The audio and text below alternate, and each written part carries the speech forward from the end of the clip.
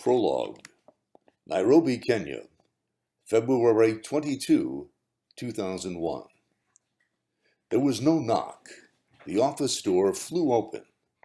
The Kenyan police captain loomed, hands on hips, a smirk breaking out, pleased with himself. 3 underlings huddled nervously behind him, waiting on his orders. The portly American priest, a white foreigner, the one they called Father DAG, was seated at his desk. He glanced up, expressionless, very cool. He stroked his white goatee. Then he returned his attention to the giant Mont Blanc pen in his hand and to the letter he was writing. "Father D'Agostino, I am here to issue you a warning." The tone was sharp, the English officious, crisp, very Brit. "Yeah?" The priest continued writing. He did not look up. His "yeah" and nonchalance under pressure was a product of his boyhood spent in the environs of the Federal Hill District of Providence, Rhode Island, the breeding ground of both priests and wise guys. "Father D'Agostino, we know what you are planning." The cop was getting annoyed. He was not accustomed to being ignored. Dag purposefully and slowly twisted the cap of his pen. He looked up, folded his arms across his chest, still without expression. "Yeah, I announced it yesterday. It's in all the papers. So?" The officer pressed a step closer. A lion, seizing up its prey on the Masai Mara.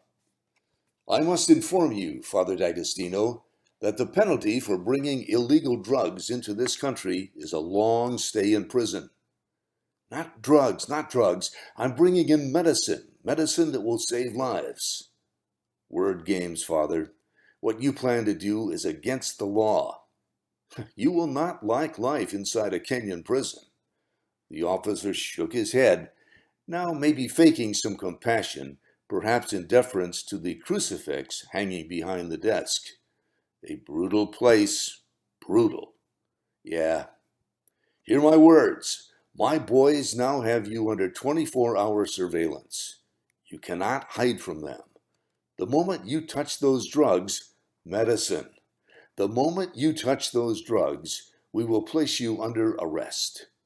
The words were coming quicker now, louder. This was authority speaking, and playing to his boys behind him. Dag pried himself out of his chair and limped toward the office door, favoring an arthritic knee. "Look, there's no need to go to all that trouble. The 24-hour thing. I'll tell you now exactly what I'm going to do. The shipment is coming in by air from India. You can check on it. When it arrives, I'm going to pick it up.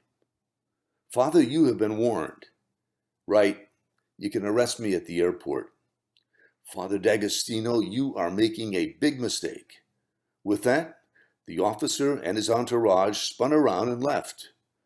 Dag closed the door, returned to his desk, unsheathed his pen, and continued writing his letter.